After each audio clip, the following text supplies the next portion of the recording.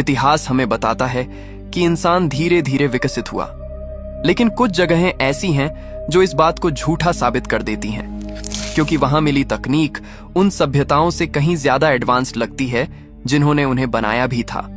सोचिए, हजारों साल पहले लोग समुद्र की लहरों को कंट्रोल कर रहे थे। भूमिगत कमरों में आवाज बिना किसी डिवाइस के ट्रैवल कर रही थी। तांबे पर हजारों साल टिकने वाली माइक्रो एनग्रेविंग की जा रही थी, और बिजली का कॉन्सेप्ट आने से सदियों पहले बैटरी बनाई जा चुकी थी। यहां तक कि कुछ मंदिरों में ऐसे प्रतीक हैं जिन्हें देखकर लगता है जैसे किसी ने भविष्य की तकनीक को हजारों साल पहले ही दीवारों पर उकेर दिया हो।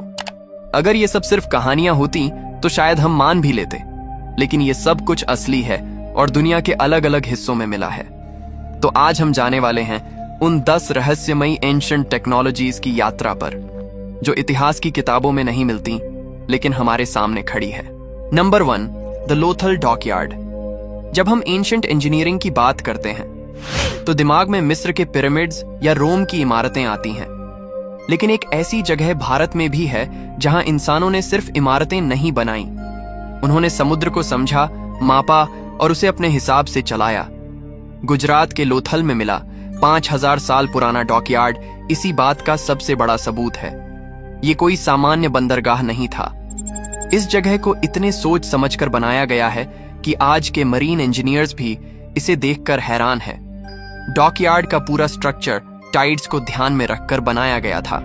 समुद्र का पानी कितना ऊपर आएगा, कितना नीचे जाएगा, किस डायरेक्शन से प्रेशर पड़ेगा, हर चीज पहले से कैलकुलेट की गई लगती है। इसकी दीवारों का एंगल ऐसा है कि पानी का फोर्स खुद ब खुद डिवर्ट हो जाता था, और जो गेट्स बने हैं वो पानी के फ्लो और प्रेशर को कंट्रोल करते थे, बिल्कुल मॉडर्न हाइड्रोलिक सिस्टम्स की तरह। अब सवाल ये उठता है, 5000 साल पहले किसने मरीन इंजीनियरिंग इतनी डिटेल में समझाई? ये सिर्फ व्यापार की जरूरत थी, या उस दौर में समुद्र विज्ञान की समझ हमसे भी गहरी थी? लोथाल का डॉकयार्ड छोटा दिख सकता है, लेकिन यह साबित करता है कि हड़प्पा सभ्यता सिर्फ एडवांस्ड नहीं थी, वो अपने समय से कई कदम आगे थी। Number 2, the acoustic chambers of Chavin. Peru के चवीन मंदिरों में कुछ ऐसे अंडरग्राउंड कमरे मिले हैं जिन्हें देखकर आर्कियोलॉजिस्ट भी हैरान रह गए। इन कमरों की शेप और अंदर की दीवारों का एंगल ऐसा बनाया गया है कि आवाज एक जगह से दूसरी जगह बिना खोए ट्रैवल होती है, बिल्कुल मॉडर्न अकूस्टिक इंजीनियरिंग की तरह। यहां एक व्यक्ति धीमे से भी बोलता है तो उसकी आवाज दूर वाले कमरे में ऐसे सुनाई देती है जैसे वो बिल्कुल पास खड़ा हो। यही वजह है कि रिसर्चर्स मानते हैं कि मंदिर के प्रीस्ट्स बिना चिल्लाए, बिना किसी डिवाइस के एक कमरे से दूसरे कमरे तक बातें भेज सकते थे। अब सबसे दिलचस्प सवाल यही है, क्या ये सिर्फ आर्किटेक्चर की स्किल थी, या फिर ये किसी तरह का एंशिएंट पीए सिस्टम था जहां साउंड को इंटेंशनली गाइड किया जाता था, या फिर ये एक तरह की साउंड बेस्ड मैसेजिंग टेक्नोलॉजी थी? आज भी इन चेंबर्स में खड़े होकर आवाज देते ही ऐसा लगता है जैसे दीवारें खुद जवाब लौटा रही हों। ये जगह छोटी है, लेकिन इसका रहस्य काफी बड़ा। Number 3, the Copper Scroll. Dead Sea scrolls की खोज में रिसर्चर्स को कई पुराने दस्तावेज मिले, लेकिन सबसे हैरान कर देने वाली चीज थी एक तांबे से बनी स्क्रॉल।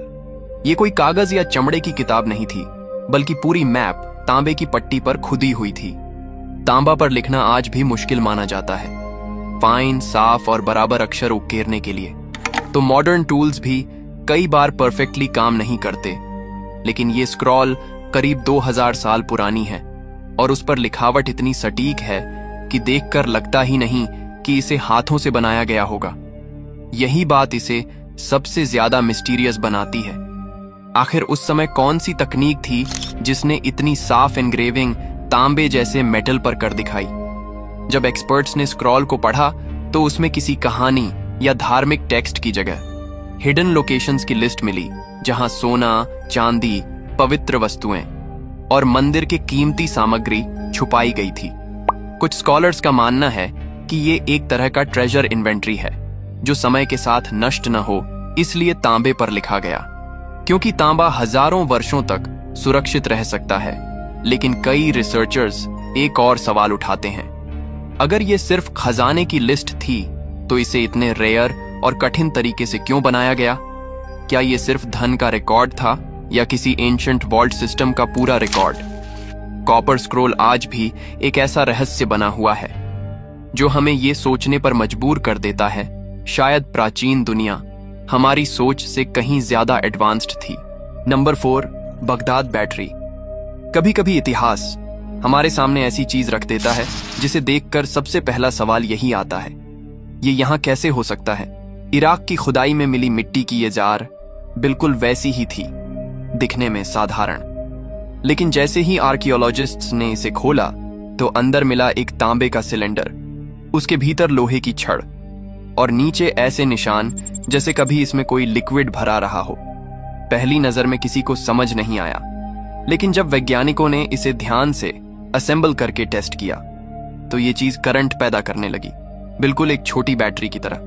और बस यहीं से असली रहस्य शुरू हो जाता है। ये जार लगभग 2000 साल पुरानी है। उस समय न तो बिजली का कोई कंसेप्ट था, न कोई ऐसा रिकॉर्डेड टूल जो बैटरी जैसी चीज बनाने की जानकारी देता हो। फिर भी ये ऑब्जेक्ट इलेक्ट्रिसिटी जनरेट करता है। कुछ रिसर्चर्स मानते हैं कि ये सिर्फ प्रयोग नहीं था, बल्कि किसी एंशिएंट टेक्नोलॉजी का हिस्सा हो सकता है, क्योंकि इसका डिजाइन इतना सीधा और फंक्शनल है कि ये केवल एक्सीडेंटल डिस्कवरी जैसा नहीं लगता। बगदाद बैटरी जितनी सिंपल दिखती है, उसे समझने में उतनी ही कठिनाई होती है। असल में ये उन रेयर आर्टिफैक्ट्स में से एक है जो जितना ज्यादा समझने की कोशिश करो उतना ही और गहरा सवाल खड़ा कर देती है। Number 5, Abydos temples stargate. कुछ जगहें ऐसी होती हैं जहां सिर्फ इतिहास नहीं बल्कि रहस्य खुद बोलता है। मिस्र का एबिडोस टेम्पल उन्हीं में से एक है। यह मंदिर मानो किसी अनजाने युग की कहानी बयां करता हो, जहां इंसान और देवता के बीच की सीमाएं धुंधली हो जाती थी। मंदिर की दीवारों पर उकेरे गए प्रतीक आज भी वैज्ञानिकों को हैरान करते हैं। यहां हेलीकॉप्टर, सबमरीन, फाइटर जेट और स्पेसशिप जैसी आकृतियां दिखाई देती हैं, जिनका मिलान आधुनिक तकनीक से किया जा सकता है। किंवदंती के अनुसार अबाइडोस देवता ओसाइरिस का शहर था। ओसाइरिस वही देवता हैं जो मृत्यु और पुनर्जन्म के प्रतीक माने जाते हैं। माना जाता है कि इसी मंदिर के भीतर ओसाइरिस का स्टार गेट था, एक ऐसा द्वार जिससे आत्माएं आध्यात्मिक आयाम में प्रवेश करती थी।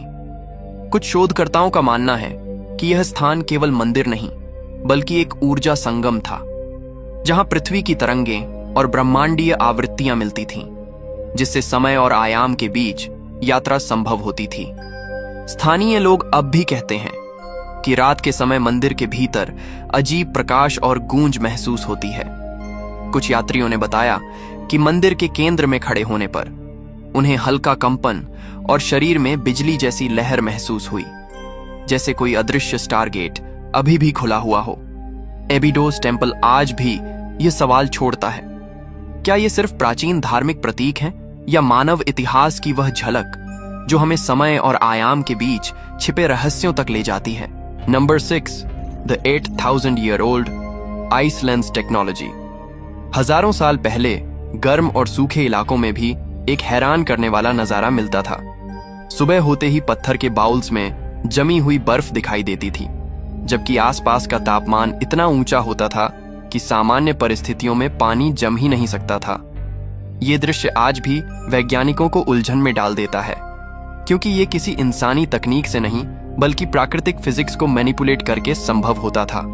पुरातत्वविद बताते हैं कि ये कटोरे एकदम सटीक जगह और कोण पर रखे जाते थे। रात की ठंडी हवाएं इन कटोरों की पत्थर की सतह को तेजी से ठंडा करती और उसी मिट्टी में बची हुई हल्की सी नमी ऊपर उठकर पत्थर से टकराती। पत्थर के मिनरल्स और उसके टेक्सचर की वजह से एक ऐसा माइक्रो कूलिंग जोन बनता था, जहां तापमान आसपास की हवा से कई डिग्री कम हो जाता था। यही छोटा सा जोन हवा की नमी को पकड़ता और धीरे धीरे उसे बर्फ की पतली परत में बदल देता था। सुबह होते होते ये पत्थर के कटोरे बिल्कुल प्राकृतिक फ्रीजर की तरह काम कर चुके होते थे, बिना किसी फ्यूल, बिना किसी एनर्जी सोर्स के, सिर्फ प्रकृति की परफेक्ट इंजीनियरिंग के सहारे। Number 7, the Nabta Playa star device.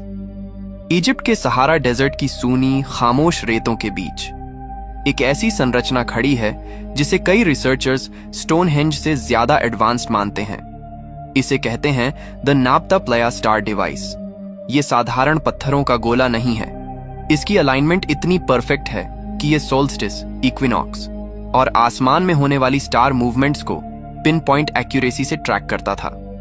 वो भी उस समय जब न टेलीस्कोप थे, न कंपास, न कोई मॉडर्न इंस्ट्रूमेंट। पुरातत्वविद कहते हैं कि इसके पत्थर ऐसे अरेंज्ड हैं कि साल के कुछ दिनों पर सूरज की किरणें बिल्कुल एक ही लाइन में गिरती हैं और रात में आकाश का पैटर्न ठीक उसी दिशा में मैच होता है जहां हजारों साल पहले सबसे इंपॉर्टेंट स्टार्स दिखाई देते थे। सबसे हैरानी की बात यह है, नाप्ता प्लेया की अलाइनमेंट सिर्फ सूरज तक सीमित नहीं है। ये सीरियस, ओरायन और मिल्की वे के कुछ स्पेसिफिक पॉइंट से सिंक्ड है। मतलब प्राचीन लोगों ने सिर्फ आसमान नहीं देखा, उसे समझा, मापा और फिर पत्थरों में उसका एग्जैक्ट ब्लूप्रिंट बना दिया। आज भी ये स्ट्रक्चर साइंटिस्ट्स को चैलेंज देता है, क्योंकि इतनी परफेक्ट अलाइनमेंट सिर्फ नॉलेज से नहीं बल्कि सटीक एस्ट्रोनॉमिकल कैलकुलेशन से ही संभव है। Number 8, Egypt's hidden chambers. Egypt के सूने रेगिस्तान में जहां सुनहरी रेत सांप की तरह लहराती है, वहीं गहराई में कुछ ऐसे अंडरग्राउंड टनल्स मिले हैं जो आज भी इतिहासकारों को उलझन में डालते हैं। इनकी बनावट इतनी अजीब है कि लगता है जैसे किसी प्राचीन गुप्त सभ्यता ने इन्हें सिर्फ अपने उपयोग के लिए बनाया हो। सबसे रहस्यमयी बात, इन सुरंगों में कोई लिखावट नहीं है, न कोई चित्र, न कोई निशान, मानो इन्हें जानबूझकर चुप्पी में ढका गया हो। अंधेरी गलियों में कभी कभी धूल से ढके सील्ड सार्कोफेगस दिखाई देते हैं, जिन्हें शायद कभी खोला ही नहीं गया। कई विशेषज्ञ मानते हैं कि ये चेम्बर्स किसी शक्तिशाली लेकिन गायब हो चुके राजवंश से जुड़े हो सकते हैं, और कुछ का कहना है कि इन्हें खोलना खतरनाक हो सकता है, क्योंकि प्राचीन इजिप्शियन विश्वास के अनुसार कुछ आत्माएं डिस्टर्ब होने पर विनाशकारी हो सकती हैं।